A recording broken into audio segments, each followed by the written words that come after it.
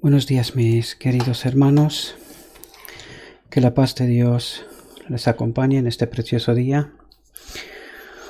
Hoy vamos a reflexionar sobre otro momento histórico de nuestra historia para poder comprender cómo hemos llegado en la condición, en la situación en la que estamos. ¿Qué es lo que ha hecho el enemigo de Dios para que el adventismo llegue en la condición en la que estamos? Y vamos a entrar en tema, a ver de qué es de lo que os estoy hablando. ¿Qué pensamos? ¿Se contentó el enemigo de Dios con asestar al pueblo remanente el golpe de 1888? Pues no. Hizo todo el esfuerzo de eliminar el mensaje distintivo del remanente de Dios y meternos en la confusión más terrible de toda nuestra historia. Y hoy vamos a hablar de los años 50. Un libro que dividió el adventismo y que profundizó el error doctrinal más aún después de 1888, después de haber rechazado la luz de Cristo, la luz que nos envió, la nueva luz que nos envió Cristo. Pues en los años 50 se dividió aún más, y si el pueblo todavía estaba confundido hasta este momento, pues a partir de este momento estamos ya... Satanás consiguió meternos en más profunda oscuridad todavía. Os tengo que reconocer que no me gustan para nada hablar sobre estos asuntos, pero desgraciadamente es necesario. Y vamos a ver por qué. Al tiempo transcurrido entre 1957 y 2007, se lo ha caracterizado como el periodo más desestabilizador en la historia de la Iglesia Adventista. ¿Por qué? Por la publicación del libro Preguntas sobre Doctrina. George Nye, un conocido pastor de nuestra actualidad, redactor de la introducción histórica y teológica a la edición anotada de Preguntas sobre Doctrina del año 2003, afirmó que Preguntas sobre Doctrina se cualifica fácilmente como el libro más divisivo en la historia de la Iglesia Adventista del Séptimo Día. Fue, lo pone entre comillas, porque no se edita, pero ya se editó bastante y todavía está utilizado en teología adventista. Fue un libro publicado con la finalidad de traer la paz entre el adventismo y el protestantismo conservador, pero cuya publicación trajo prolongada separación y distanciamiento entre las facciones adventistas que surgieron a partir del mismo.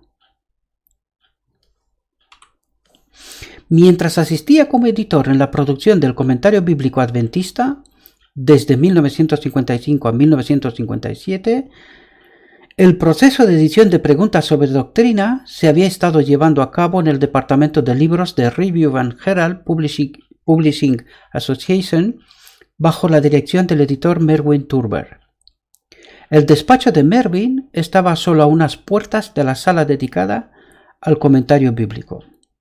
Quiero haceros una aclaración desde el principio, que todo lo que os estoy trayendo delante está por escrito de un pastor, esas son sus palabras, Herbert Douglas, ese es su nombre, que fue el que asistió como editor en la producción del Comentario Bíblico Adventista, el que lo tenemos todos, ¿verdad? Fue uno de los que participaron en la edición de esos, creo que son 7 tomos, si no me equivoco.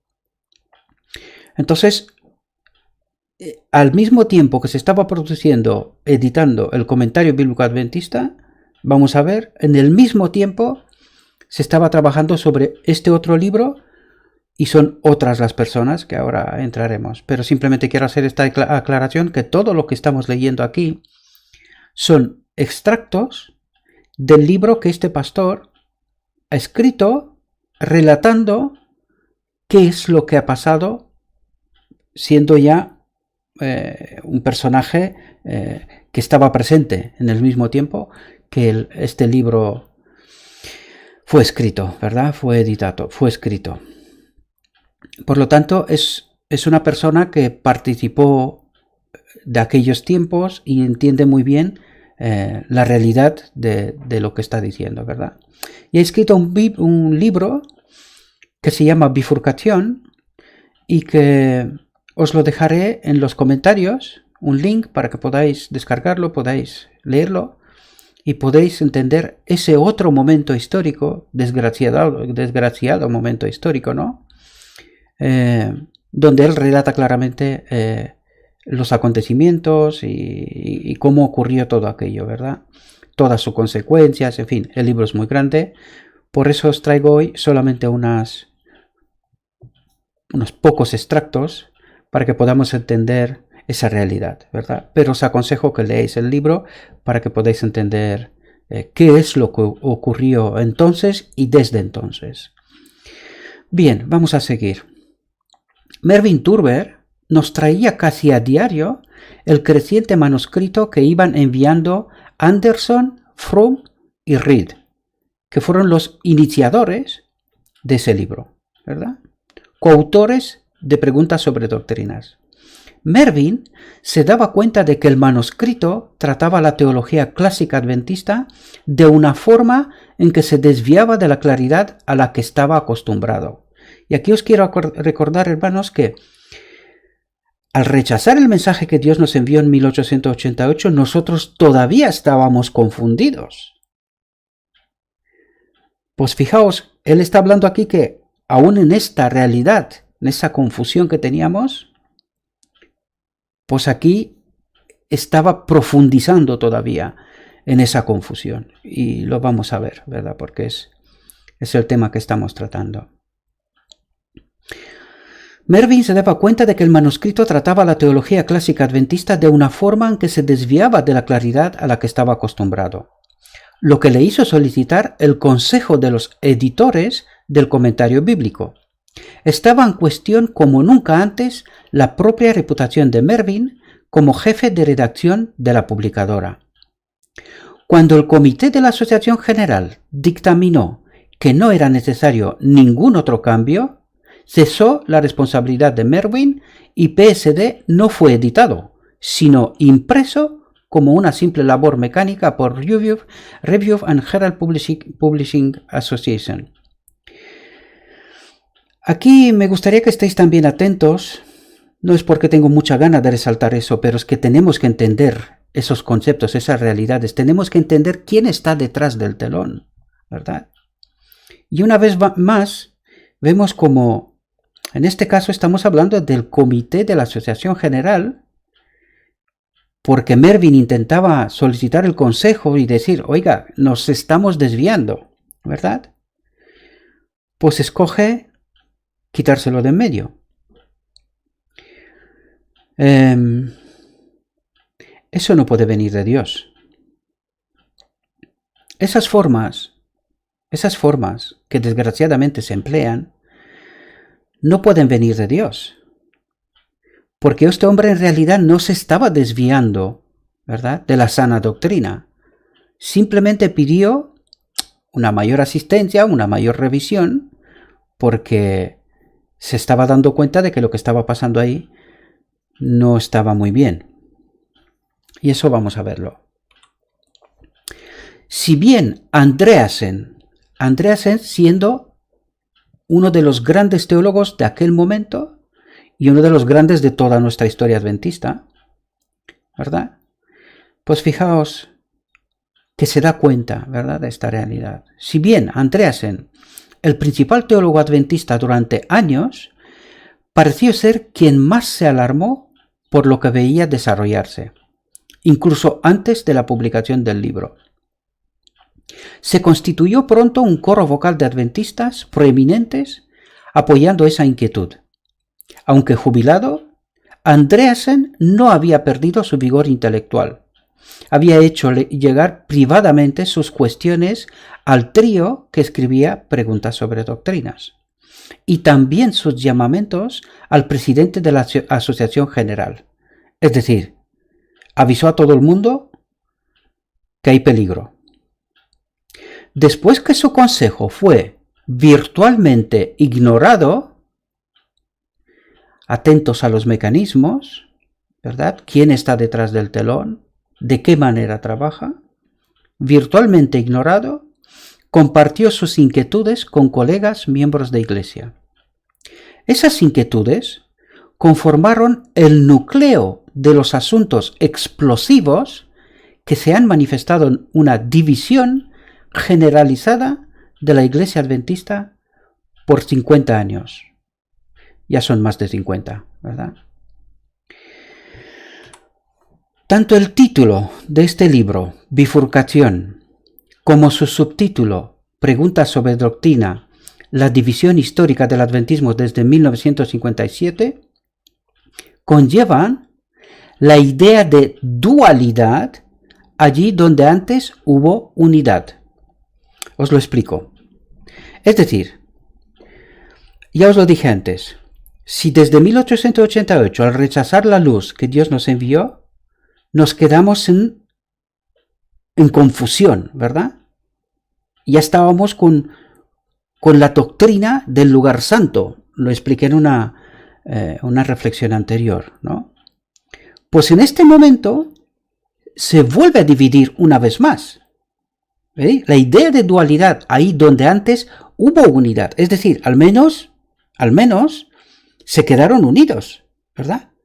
Ese pensamiento que tenían, pero al menos eran unidos. Pues a partir de ese momento ya no están unidos.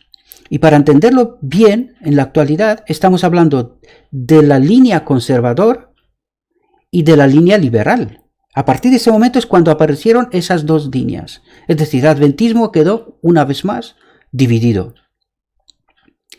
Y aquí os recuerdo la lema de los romanos: divide y vencerás. ¿Quién está detrás del telón? ¿Comprendéis cómo trabaja? ¿Verdad? Nos dividió en 88, nos dividió en los 50, y es así como se explica qué es lo que está pasando hoy.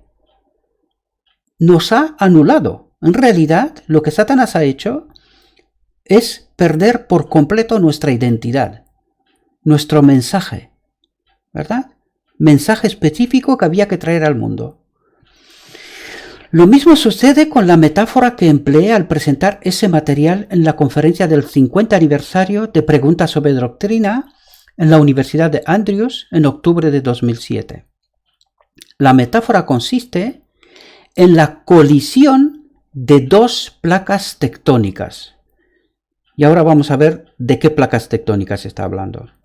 En otras ocasiones he descrito lo que siguió a la publicación de PSD como un terremoto. Sea cual sea la metáfora empleada para describir el legado de Preguntas sobre Doctrina, su impacto en la teología adventista del séptimo día ha sido profundo. Hasta tal punto que es probable que no existe una sola metáfora capaz de captar el pleno alcance de los cambios que ese libro está causando en el pensar adventista, incluso medio siglo después de su publicación. ¿Entendemos por qué estamos donde estamos? Al publicar la edición anotada de Preguntas sobre Doctrina, George Knight, pastor en la actualidad en Estados Unidos, actuó como portavoz de muchos al afirmar en lenguaje vivido que Preguntas sobre Doctrina ha sido el libro más divisivo en el mundo adventista en los últimos 50 años. Ya son más de 50. Son muchos los que creen que la confusión denominacional existente a partir de entonces en la Iglesia Adventista del Séptimo Día es el precio devastador de esa desviación teológica. No son mis palabras, aunque yo dije antes lo que dije, es un pastor que es pastor en la actualidad, ¿verdad? Y que ha detectado claramente que nos hemos apartado profundamente de nuestra identidad, ¿verdad? Como pueblo adventista, y me refiero a los pioneros adventistas, ¿verdad? Y fijaos qué afirmación hace. Quienes niegan lo anterior evidencian su estado de coma en lo histórico y en lo teológico. Lo que aquí aportaría yo es que ya veníamos de un estado de coma histórico y teológico, teniendo en cuenta los acontecimientos del 88, ¿verdad? Pues ya de aquella confusión, fijaos el relato de los años 50-60, ¿verdad? Es decir, nos hemos apartado por completo, ¿verdad? El problema fundamental en 1955-1957 fue que los participantes trataron, sin darse cuenta, de fusionar dos sistemas teológicos dispares. El sistema teológico adventista, ¿sí? Y el sistema teológico protestante evangélico, ¿sí? Sin apercibirse de todas las implicaciones que eso conllevaba. Es curioso porque precisamente ese pensamiento hizo que en 88 no acepten la nueva luz, por miedo que no sabían a qué pozo profundo los podía llevar. Sin embargo, aquí esa alarma ya no estaba. Cuando un adventista intenta superponer su teología sobre el entramado evangélico, debieran saltar las alarmas. Muchas áreas simplemente no encajan. Y por eso, cuando hoy os he presentado toda esta serie de reflexiones, parecen locura, ¿verdad? Parecen locura. Porque claro, hemos intentado adaptar un mensaje evangélico al mensaje adventista, porque eso fue lo que pasó. Ojalá fuéramos nosotros los que influenciamos al sistema teológico evangélico. Pero desgraciadamente fue al revés. Fuimos nosotros los que cogimos teología de ellos. Por eso os aconsejo leer el libro Bifurcación, porque no tiene ningún desperdicio, para poder comprender exactamente por qué estamos donde estamos y por qué creemos lo que creemos. Ni los evangélicos ni los adventistas parecieron comprender algunas de las doctrinas básicas que crearon aquel gran cañón. Fijaos cómo lo está explicando, un gran cañón, una separación, una división monumental entre el calvinismo y la variedad adventista del arminianismo. Desde otra perspectiva, los adventistas no se dieron cuenta de que había ciertos aspectos de su placa tectónica que no se podían fusionar bien con la placa tectónica calvinista. Y fijaos aquí, su esfuerzo por resolver esa diferencia causó la colisión de ambas placas, y el terremoto teológico que tuvo lugar sacudió ambos mundos. Sus escombros siguen hoy en proceso de sedimentación, es decir, todavía es activo y se está sentando, ¿verdad? Todavía.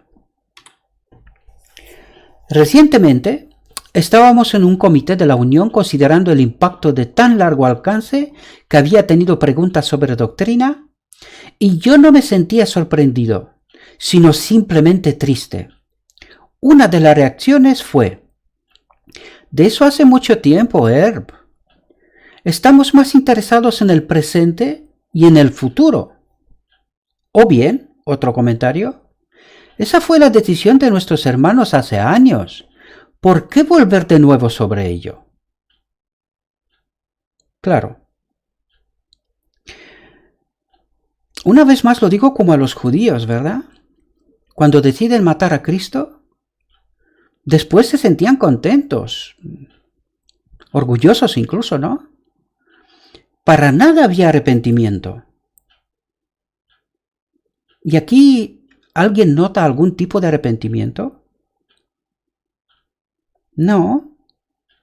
Más bien decir, oye, que estamos bien en Egipto. ¿Para qué mirar para atrás? ¿Verdad? ¿A dónde queremos ir? Y soy un poco irónico porque, mis queridos hermanos, deberíamos de hacer lo que hizo Pablo. Si queremos realmente arreglar este asunto, solo hay una forma. Solo hay una. Dar un paso atrás, renunciar, reconocer el error, renunciar a todo lo que hemos hecho mal, reconocer qué es lo que hemos hecho mal y a partir de ese momento ir por la senda que nos ha provisto nuestro Señor Jesucristo. Aceptar la luz de 1888 y establecer la sana doctrina, nuestra teología, que se ha desviado tanto que no hay ninguna seña de identidad entre nosotros y el mundo evangélico. Solo hay que darse cuenta que nadie predica al santuario. Es más, el pueblo adventista hoy muy poco comprende el santuario. Muy pocos.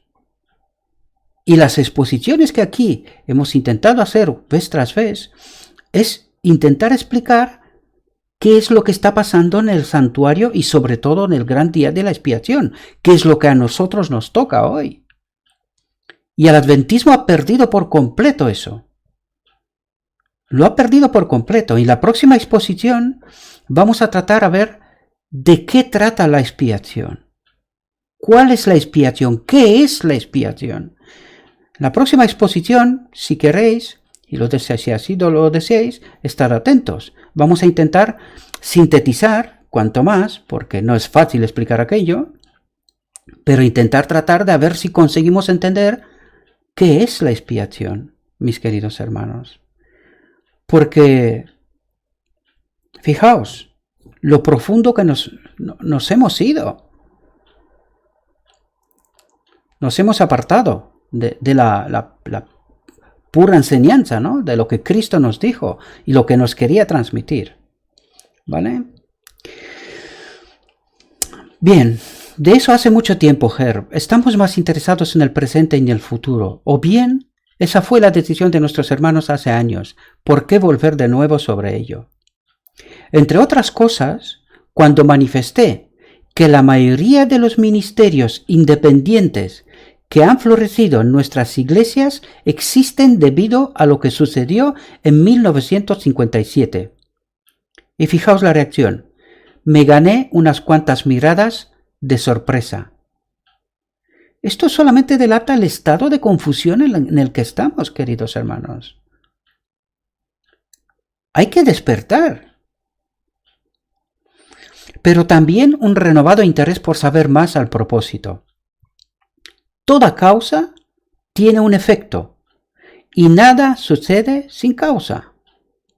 Ese es el motivo por el que la conferencia del 50 aniversario de la publicación de Preguntas sobre Doctrinas se tomó el tiempo para analizar de causa a efecto el que probablemente haya sido el libro más divisivo en la historia adventista. ¿Y por qué es el libro más divisivo? Porque durante 50, 60 años ya, ese libro ha formado a todos nuestros pastores. En todas nuestras instituciones teológicas, ese libro ha sido uno de los libros de base, de fundamento, ¿verdad? Que ha formado a nuestros pastores. Por eso es la división tan profunda. ¿Comprendemos? Porque si fueran unos cuantos por ahí que lo habían leído, no hubiese pasado nada. Pero es que todo nuestro fundamento teológico está basado en ese libro también. En otros también, ¿verdad? ¿No? Pero en este libro también. Por eso se ha producido ese gran cañón, esa gran división.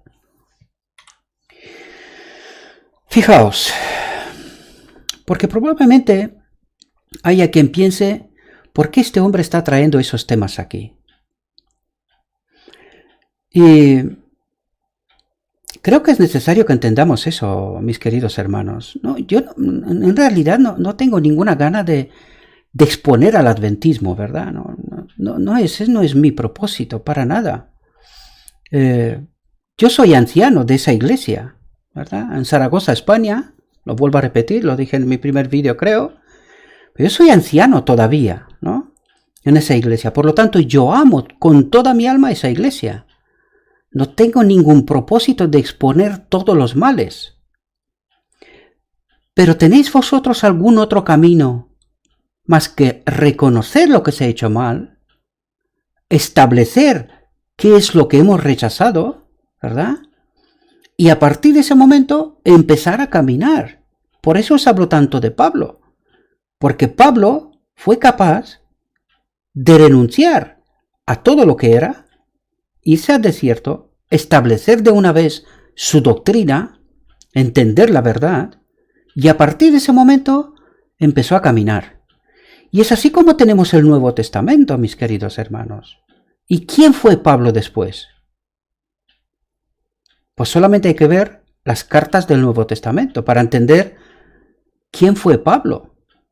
¿Cómo lo capacitó Dios? Pues esa misma experiencia tenemos que experimentar nosotros, mis queridos hermanos. ¿Verdad? Sin reconocer lo que hicimos mal, sin reparar aquello, no podemos empezar a caminar de nuevo en la doctrina que Dios nos estableció, en el sendero correcto. Y aquí os quiero recordar que la visión de los dos tronos y la visión del tren de alta velocidad nos fue dada en los 1845-1846. Es decir, Dios nos puso sobre aviso. Nos puso sobre aviso. ¿Entendemos? Pero que no le hicimos caso. Eso es lo que ha pasado. Esa es la desgracia de nuestra realidad. Y fijaos lo que dice Elena de White en ese texto. El propósito de Dios es que la verdad se ponga al frente para que llegue a ser tema de examen y discusión. Y fijaos aquí, a pesar del desprecio que se le haga.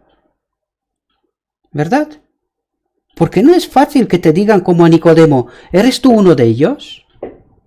Yo sé que eso es una losa pesada y no hay mucha gente valiente que diga, oiga, estoy dispuesto a hacer lo que Pablo hizo. Voy a tomar mi cruz y a partir de este momento me abandono a mí mismo. Me olvido de lo terrenal. ¿Verdad? Porque yo soy consciente de las consecuencias que este mensaje puede traer. Por eso os decía en la reflexión anterior que yo he asumido eso. Yo lo tengo asumido, no tengo ningún problema. Prefiero predicar a Cristo. Y punto. Cueste lo que cueste, pase lo que pase. Ese no es un problema, ni es mi problema en realidad. Yo sé quién es mi Redentor. Y yo he tomado la cruz de Cristo. No es fácil. Sé que no es fácil. Pero si no tomo esa cruz, yo no quiero estar en el tren de alta velocidad. ¿Me entendéis? Yo prefiero ir caminando con ese pequeño grupo que va a contracorriente. ¿Comprendéis? Esa es la realidad. Sigamos. Tiene que agitarse el espíritu del pueblo. ¿Qué es lo que dice? Tiene que agitarse el espíritu del pueblo. ¿Con qué propósito? Todo conflicto, todo vituperio, todo esfuerzo por limitar la libertad de conciencia son instrumentos de Dios para despertar las mentes que de otra manera dormirían. ¿Entendéis, mis queridos hermanos? Este es el trabajo que tenemos que hacer. Si no corregimos lo que está mal, no podemos empezar a caminar en el camino correcto. Y es lo que estoy tratando de hacer. Porque sin esa reparación, sin darnos cuenta de nuestros errores, no podemos empezar a caminar en el camino correcto. Aunque también, y aquí es una opinión personal y en una reflexión futura, vamos a hacer una reflexión para tener conclusiones de todo lo que hemos tratado hasta este momento. Y vamos a ver, porque yo creo que va a ser muy difícil corregir nuestra doctrina. Porque nos hemos metido demasiado profundo en el ecumenismo. Y entendedme bien. ¿Sí? Va a ser difícil dar un paso atrás. Por eso creo que en 1888 nuestro Señor intentó traer la luz a través de los diligentes de ese pueblo. Pero por lo que estoy observando ahora, y os lo he dicho en una exposición anterior, observo que ahora Dios está trabajando a través de los laicos. Hay mucha gente que está empezando a aceptar este mensaje, entender nuestros errores como pueblo adventistas. Todas esas personas son parte del pueblo adventista. Nadie se propone establecer ninguna iglesia ni nada por estilo, porque como le he dicho, esta es la última iglesia, esta es la iglesia remanente, que de ella va a salir un remanente que será parte, que serán los 144.000.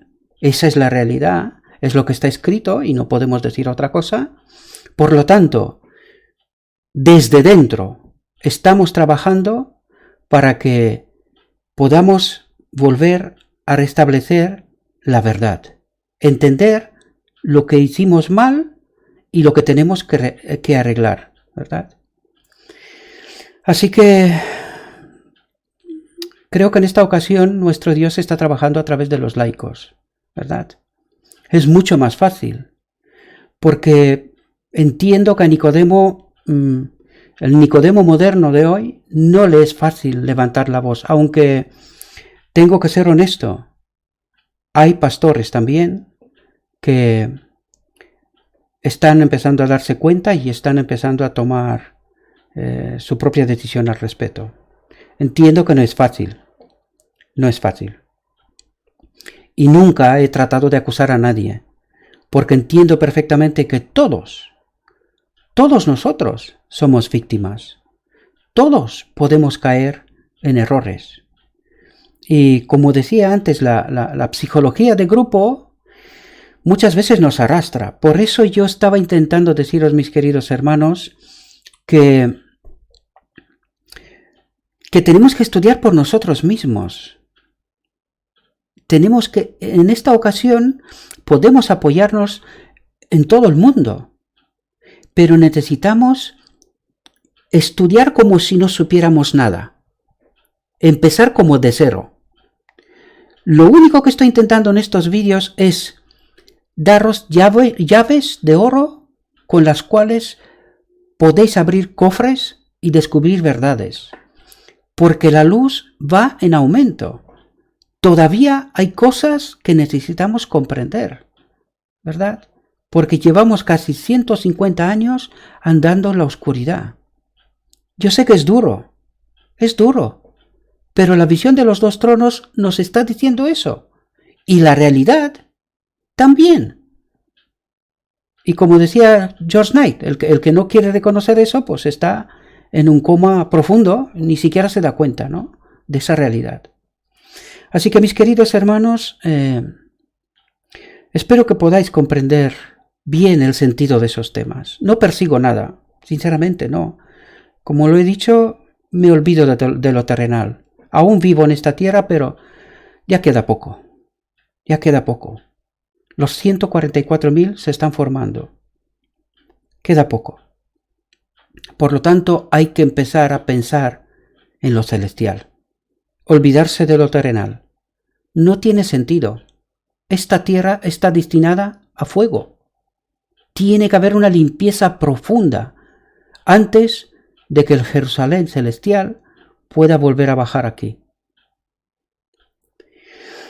Os deseo, mis queridos hermanos, que el Espíritu Santo os acompañe, ruego para eso, para que podáis entender esas verdades y que cada uno de vosotros toméis vuestras decisiones. No hay que separarse de ese pueblo, sino que desde dentro hemos de trabajar. Cueste lo que cueste. Eso no es importante. Importante es que se forme ese pueblo final que glorificará a Dios y que demostrará en esa tierra y en esas condiciones que Satanás es el homicida, el mentiroso y el engañador. Y liberemos de una vez a Cristo del lugar santísimo. Permitámosle que vuelva como rey y que nosotros podamos estar con él en su reino. Amén.